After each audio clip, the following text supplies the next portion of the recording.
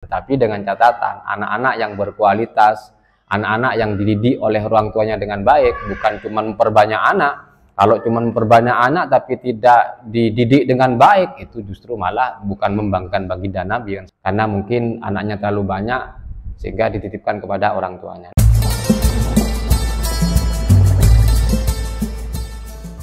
Assalamualaikum warahmatullahi wabarakatuh. Alhamdulillahirabbil alamin.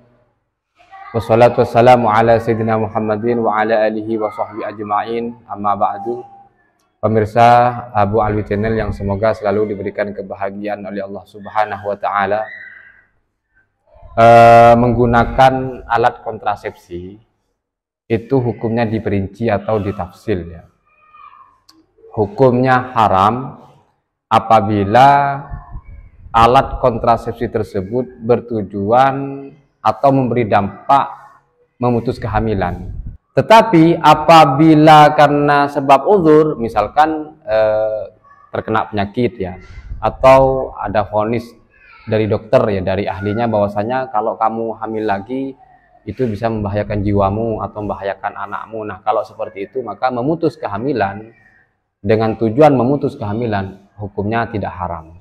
Tetapi kalau misalkan tidak ada udzur seperti itu, artinya hanya memang bertujuan untuk memutus kehamilan atau dia memilih untuk tidak punya anak lagi, maka hukumnya haram. Nah, kemudian ketika seorang istri itu menggunakan KB atau alat kontrasepsi dengan tujuan sebatas memberi jarak kehamilan, maka hukumnya tidak haram namun sebatas makruh. Namun ketika tujuannya itu sebab uzur, katarbiyati waladin katanya ulama, karena ada tujuan untuk mendidik anaknya agar lebih terarah misalkan seperti itu, maka lam yukroh, hukumnya tidak makruh.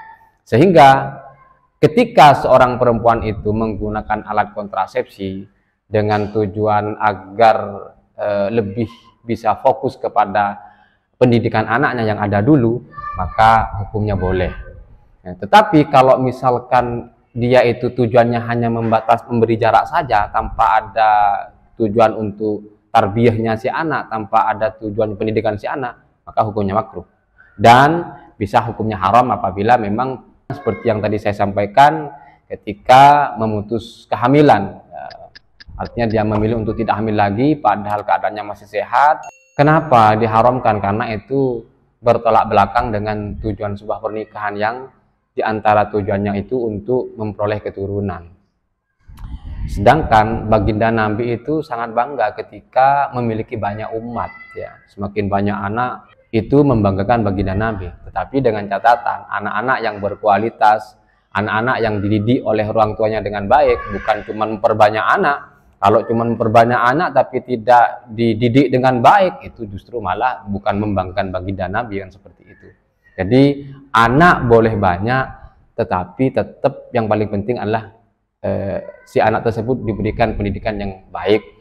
Dan ketika seorang perempuan ini menggunakan KB atau alat kontrasepsi, karena memang tujuannya tidak lepas dari tiga itu yang tadi itu, yaitu yang apa, ada yang memilih memutus kehamilan, ada yang cuma memang untuk biar fokus ke anaknya, dan juga biar memberi jarak seperti itu. Karena memang ketika memiliki anak kan, anak pertama masih kecil, kemudian punya anak kedua, anak ketiga, dan seterusnya, ini bukan masalah rizkinya, karena terkadang seseorang tetap memiliki keyakinan bahwasanya anak itu tetap ada rizkinya masing-masing, hanya saja yang merawatnya nggak ada ya, sehingga sebagian orang memilih menitipkan anaknya itu kepada mbahnya, kepada neneknya, kepada orang tuanya seperti itu, karena mungkin orang tuanya sibuk bekerja, karena mungkin anaknya terlalu banyak sehingga dititipkan kepada orang tuanya. Jadi intinya adalah haram dan makruhnya, bahkan bolehnya melakukan alat kontrasepsi itu ialah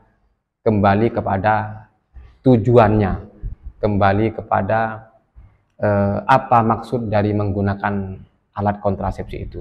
Kalau tujuannya itu yang memang bukan untuk memutus kehamilan, hanya memberi jarak, ya itu minimal makruh. Tapi kalau memang tujuannya untuk fokus kepada pendidikan si anak yang ada dulu, maka hukumnya menjadi boleh.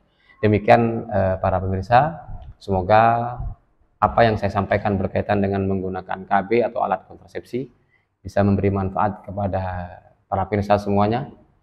Wa akhiran ihdinas siratal mustaqim. Wassalamualaikum warahmatullahi wabarakatuh.